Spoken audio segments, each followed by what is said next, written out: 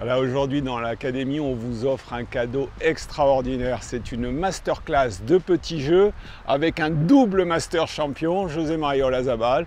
Alors José María, merci, c'est trop bien d'être avec toi.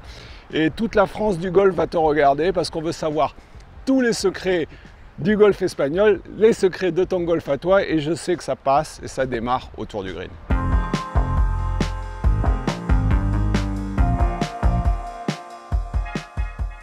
Je crois que le petit jeu, c'est très important au jeu de golf.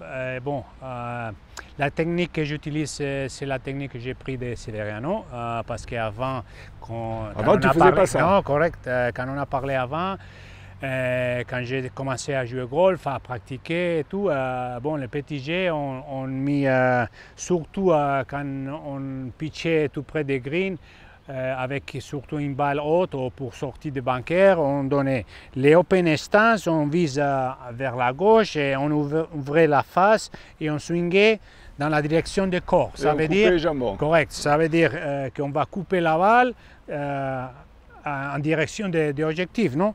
Et bon, avec Severiano, j'ai pris une technique un peu différente. On fait tous les trois coups, même la balle basse, la balle neutre et la balle haute, avec une face pas vraiment ouverte. On donne le loft au club, au sandwich, mais par le shaft, pas par la position des balles et par le shaft, pas en ouvrir la face. Et comme ça, ça nous aide à faire les swings toujours dans la ligne de l'objectif qu'on veut jouer, qu'on veut frapper la balle. Et bon, simplifier, c'est ça. Et bon, on va commencer par une balle basse. On va frapper vers les trous là-bas tout au fond du green. Et on va changer la position des parties, bien sûr. Si cette position, c'est une position neutre, on va mettre la balle un peu plus au pied droit. Et comme ça, les mains vont être juste avant des balles et on va fermer, on va donner l'aise de loft au sandwich. Et comme ça, l'angle d'attaque va être plus direct à balle et la balle va sortir plus bas. OK? On va frapper quelques coups. Allez, nous ce coup-là. Comme ça, j'ai mis la balle. La direction de l'objectif, c'est juste là.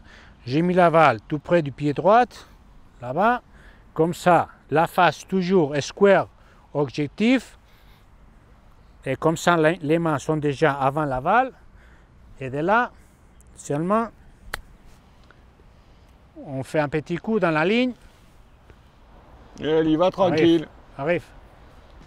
Elle est pas mal. Elle est pas mal celle-là.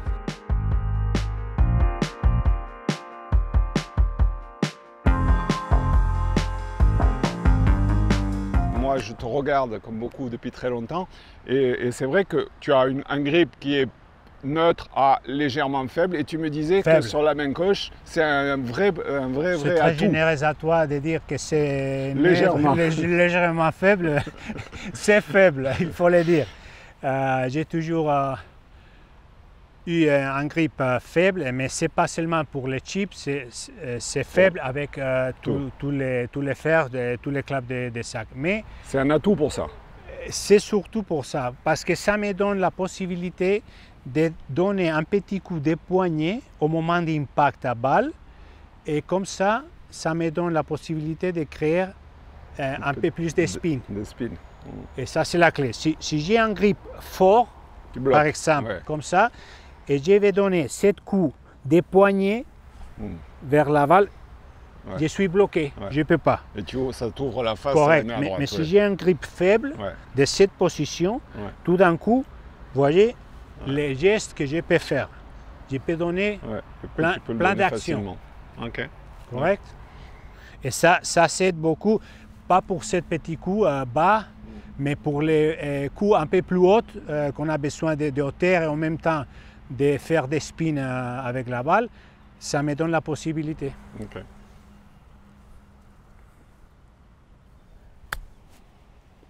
Et Quand tu parles ici du jeu avec les mains, tu fais un petit release, c'est-à-dire est-ce que tu as la sensation que tu liftes un peu? Non, mais, ou tu la laisses neutre?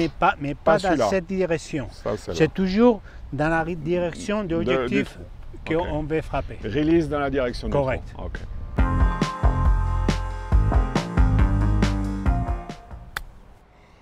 Alors, est-ce que tu peux nous parler de la pression que tu mets dans les mains? Parce que moi, je te trouve très... Depuis ce matin, je te vois beaucoup faire des gestes comme ça. On sent que la pression de tes doigts sur le club, c'est important. Non, la pression, j'ai grippé normalement fort. Ouais. Pas faible. Fort. Fort, oui, correct. Ça me donne plus de contrôle aux actions que je vais faire. Okay. Comme ça, les sandwichs, les faire, ça tient... Je tiens mieux. Ouais, tu ne le laisses pas flotter. Correct. Parce que sinon, comme ça, on ne va pas contrôler aussi bien ça que la face va faire. Okay. Ça, pour moi, ça c'est important. Okay. Et tu dirais quoi? Tu dirais fort tout le temps? Fort tout le temps. Fort tout le temps. Fort tout le temps. Tu gardes la pression fort tout le temps? Tout le temps. Ok. Tout le temps.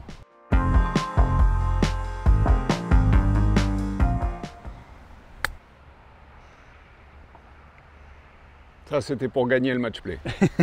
Et cette technique, là, tu es avec ton sandwich. Si on prend un fer neuf et un peu plus près du green, c'est à peu près la même chose. C'est la même histoire. C'est la même histoire. On peut le faire. Si on prend le fer neuf, bien sûr, la seule chose qui change, c'est la position des balles. Parce qu'avec le fer neuf, la balle va déjà partir plus bas et on n'a pas besoin, on n'a pas besoin de mettre la balle au pied droit. On met la balle neutre et comme ça, on fait exactement les mêmes choses. La seule chose, c'est que comme la balle n'est pas aussi au pied droit, les mains sont dans une position plus neutre. Sont moins devant. Et comme ça, on peut faire un petit coup là. Check. Ouais. Et c'est ça. Okay. Et si vous regardez, la quantité de swing que j'ai fait, c'est pas loin. C'est sous la ceinture. Correct. Oui, sous la ceinture. Ok. Quand tu t'entraînes au petit jeu là, sur ce genre de coup, tu fais d'abord quelques répétitions comme ça et après tu fais de la performance, tu essayes de rentrer. De temps en temps, pas toujours. Pas toujours. Pas toujours.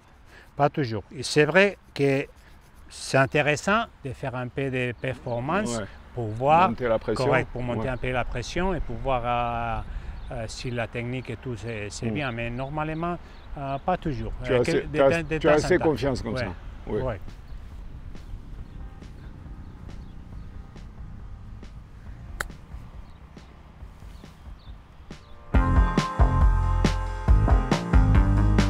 C'est la même histoire. La seule chose qui va changer, c'est la position des balles. Ouais. La balle va être placée plus neutre, plus au milieu des jambes, mais le reste de la technique, ça va être exactement le même.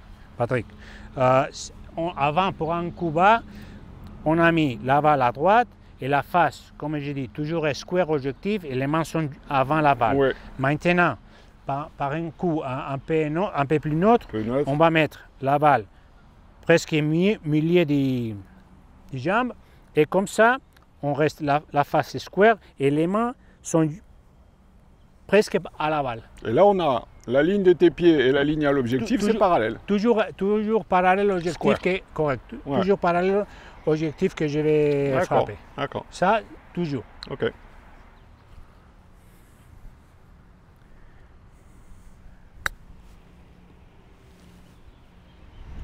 Est-ce que ça veut dire que tu chips, c'est un peu comme si tu chippais un peu en draw?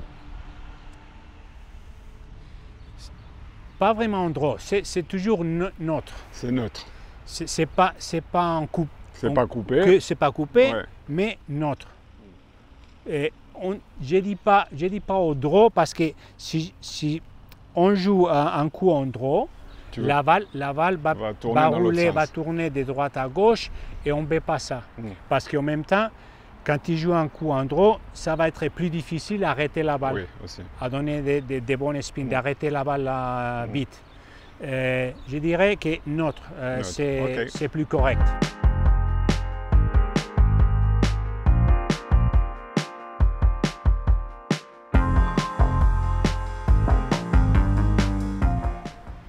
Est-ce que c'est des choses que tu as travaillé avec John Jacobs?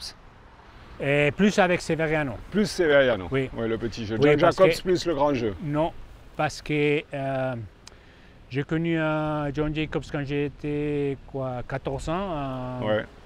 Et à l'époque encore, on coupait un peu. On coupait D'accord. un peu on coupait la balle. Et c'est surtout après que j'ai connu Severiano, j'étais 18, 19 ans. Et surtout quand j'ai commencé à pratiquer avec lui aux États-Unis, quand on jouait des tournois là-bas. Et on a passé beaucoup de temps au chipping green, qu'il m'a donné la base de cette technique que j'utilise aujourd'hui. Donc c'est Ballesteros qui a changé John Jacobs. Peut-être. Parce qu'après John Jacobs, je sais qu'il racontait qu'il fallait venir de l'intérieur. Correct. C'est ça l'histoire. C'est ça l'histoire. Et ce que je vois surtout, c'est que tu t'embarrasses pas avec le corps, le transfert, tu es posé. Non. Tu mets un tout petit peu plus de poids à gauche? Non. Même pas, non. au milieu des pieds. Belle question, très bonne question. Toujours 50%. Poids au milieu. Au milieu. Poids au Mais milieu. même tu verras après quand on va frapper les clous, les hautes, ouais. Même la balle haute, ouais. Le poids doit être 50%. Tout le temps. Pas derrière, tu veux pas de décalage. pas avant. Pas de décalage. Correct. Pas de décalage. Correct. Ok.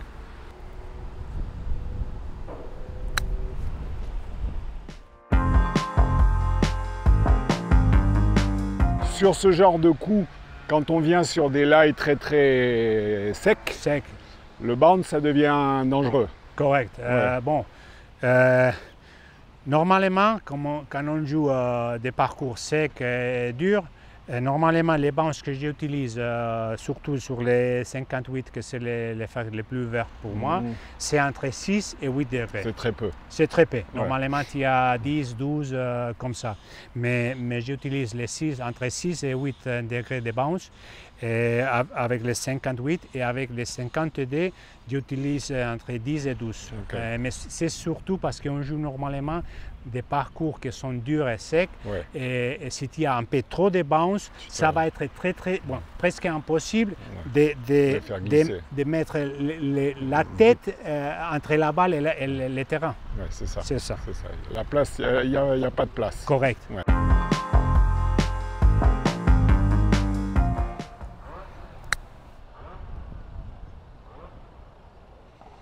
La balle, elle fait quoi là? Elle part fort.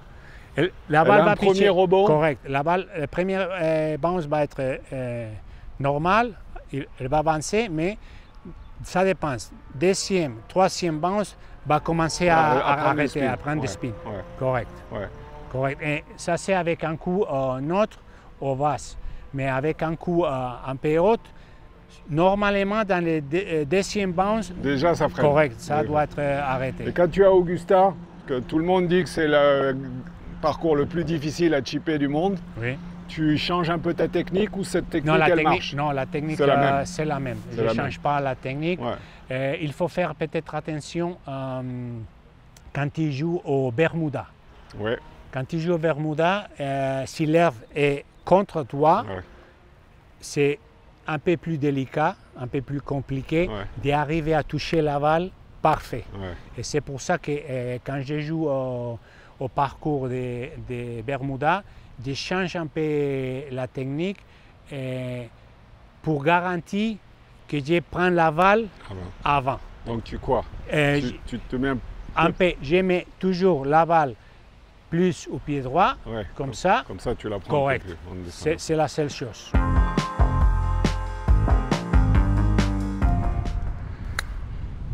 Alors maintenant, tout le monde attend le lob. Hein. Ok, très bien. Tu es chaud sur le lob là? Très bien. On va changer la position des balles, bien sûr. Et on va être toujours square. Toujours square. Toujours parallèle au objectif. Ouais. On va mettre la balle plus au pied gauche. Et comme ça, on va donner des lofts au club, parce que la balle monte. Et en même temps, on va se mettre un peu plus loin des balles. Et on va élargir, c'est dit, les stances. Ouais. Parce que comme ça, on va faire un peu plus de swing. D'accord. Comme ça, tu agrandis le swing naturellement. Correct. Okay. Ça c'est une basse, ça c'est une autre. Et maintenant, plus loin des balles, on met la balle bien à pied gauche. Ouais. Comme ça, les mains, tu verras que les mains sont derrière la balle. Ouais. Et comme ça, on va donner des lofts. Si on exagère, ce sera comme ça, non? Ouais. Ok. Très bien.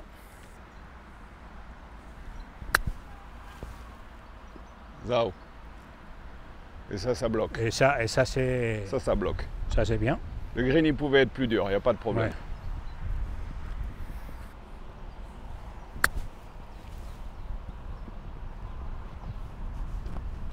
C'est pas mal. Ouais, ça va.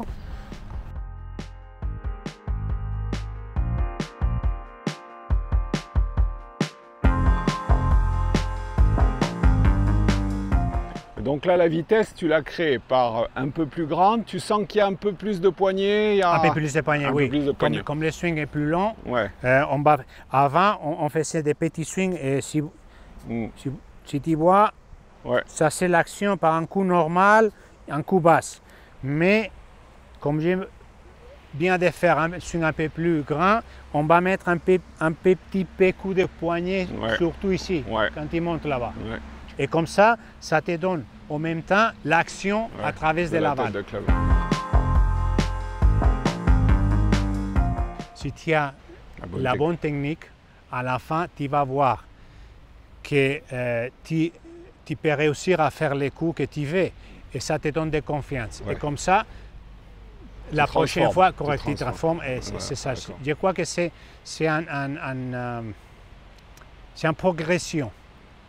Si tu as la bonne technique, ça va être plus facile de faire les coups. Tu ne peux pas avoir confiance avec une mauvaise technique. Correct. Tu peux avoir toute la confiance du monde. Si tu as une mauvaise technique, tu ne vas pas arriver. Tu vas pas arriver. Et au contraire, peut-être tu n'as pas une grande confiance, mais si la technique est bonne, à la fin, tu arriveras. Ok, d'accord. Ça, c'est une belle réponse. Donc, pour tous ceux qui ont des problèmes avec ça, prenez des leçons et travaillez bien ce coup-là. Bien sûr, et entraînez-vous. Correct, il faut s'entraîner. J'ai arrivé à faire cette coup, pas en regardant. Hein. Il faut passer des heures et des heures. J'ai passé des heures et des heures avec Severiano. Quand j'ai commencé à utiliser cette technique, j'ai raté plein de coups. Mais plein de coups. Et il y avait des fois que je me demandais, bon, avant je l'ai fait correctement. Est-ce que je ne reviens pas en arrière? Non, à la fin, c'est une question d'avoir les idées claires, d'avoir une bonne technique. Et quand il y a ça, c'est une question de passer des heures au chipping green, au bunker et tout. Et comme ça, tu vas arriver à élever le niveau de ton chip et de ton petit jeu. Ça, c'est une belle conclusion.